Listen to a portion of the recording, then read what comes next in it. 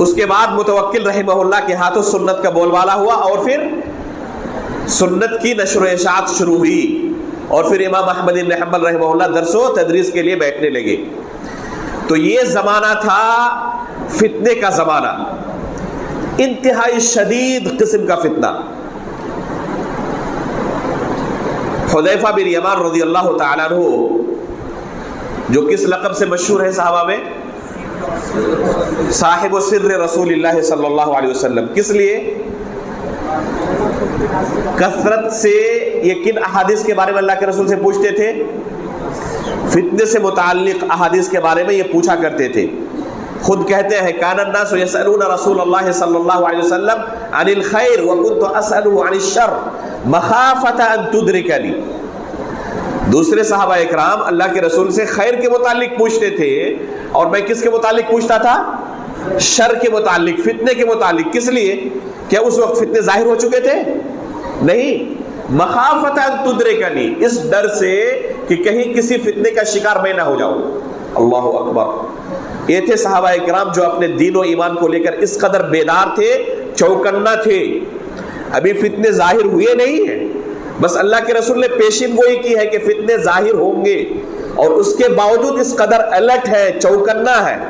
اور ہماری حالت یہ ہے کہ فتنوں کے دلدل میں ہم پھنسے ہوئے ہیں، اور اس کے باوجود بھی کوئی بیداری نہیں، بلکہ اگر کوئی ان فتنوں کے متعلق ہمیں آگاہ کرنے کے لیے آئے تو اسے ہی ہم برا بھلا کہتے ہیں، اور کہتے ہیں کہ ان کے پاس کوئی کچھ نہیں ہے، ہمیشہ بدعت کے بارے میں ہی کہتے رہتے ہیں، بدعتوں کے بارے میں ہی ہمیشہ کہتے رہتے ہیں، حالانکہ ہم فتنوں سے گھرے ہوئے ہیں۔ اور یہ صحابہ اکرام تھے، ابھی فتنے ظاہر نہیں ہوئے، اور اس سے پہلے ہی یہ اس ڈر سے کہ کہیں ہم کسی فتنے کے شکار نہ ہو جائیں اللہ کے رسول سے پوچھا کرتے تھے۔ تو یہ متخصص تھے، اسپیشلسٹ تھے فتنے کی احادیث کے متعلق۔ ایک دن اپنے شاگردوں کے سامنے انہیں سمجھا رہے ہیں کہ مستقبل میں کس قدر فتنے ظاہر ہو سکتے ہیں۔ دو پتھر لیا انہوں نے، ایک پتھر کے اوپر دوسرے پتھر کو رکھا، اور اپنے شاگردوں سے پوچھا کہ ان دو پتھروں کے درمیان آپ کو کوئی روشنی نظر آ رہی ہے؟ ایک پتھر کے اوپر دوسرے کو رکھیں گے تو کیا حالت ہوگی؟ ظاہر سی بات ہے بالکل اندھیرا نظر آئے گا نا۔ شاگردوں نے کہا کہ بہت ہی ہلکی سی مدھم سی روشنی نظر آ رہی ہے، ٹمٹماتی ہوئی، ایک دم بالکل اندھیرا ہے۔ تو انہوں نے کہا کہ یہی مثال ہے مستقبل میں فتنوں کے زمانے میں سنت کی بدعت کے بالمقابل۔ بدعت کا اس قدر غلبہ ہوگا، فتنوں کا اس قدر غلبہ ہوگا کہ سنت کی روشنی ٹمٹماتی ہوئی نظر آئے گی، ہر طرف بدعت کا غلبہ۔ تو یہ غلبہ بدعت کا، سلف کہتے ہیں کہ جب خلق قرآن کا فتنہ اٹھا تو بالکل ہمیں اسی طرح نظر آ رہا تھا کہ ہر طرف کیا ہے؟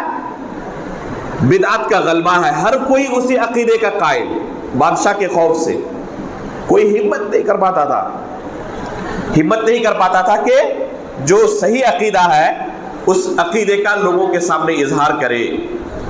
تو یہ ہے سنت کی ٹمٹماتی ہوئی روشنی، جس موقع پر امام احمد بن حنبل رحمہ اللہ ٹس سے مس نہیں ہوئی،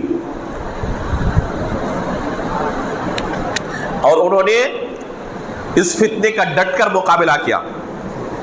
جلاد امام احمد بن حنبل رحمہ اللہ کے پیٹھ پر کوڑے برساتا اور مارتے مارتے تھک جاتا، اور کہتا اب جسم میں طاقت نہیں مارنے کی، آرام کرنے جا رہا ہوں، پھر آرام کرنے کے بعد ماروں گا۔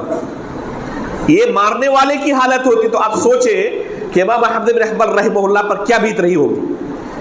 اس کے باوجود انہوں نے قبول نہیں کیا کہ اپنی زبان سے اس کلمہ کفر کو ادا کرے۔ پوری دنیا دیکھ رہی تھی امام احمد بن حنبل رحمہ اللہ کے چہرے کی طرف کہ یہ کیا جواب دیتے ہیں۔ اگر انہوں نے بھی اسی چیز کو قبول کر لیا، اس کا مطلب کہ یہی صحیح عقیدہ ہے۔ امام احمد بن حنبل رحمہ اللہ پوری امت کے دین کی حفاظت کی خاطر ڈٹے رہے، جان نکل جائے، لیکن اس کفری عقیدے کو قبول کرنا منظور نہیں ہے۔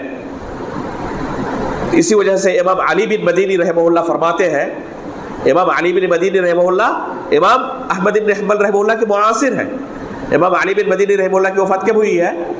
233 ہجری میں، اور امام احمد بن حنبل رحمہ اللہ کی وفات 241 ہجری میں ہوئی ہے، یعنی تقریباً قریب زمانہ ہے دونوں کا۔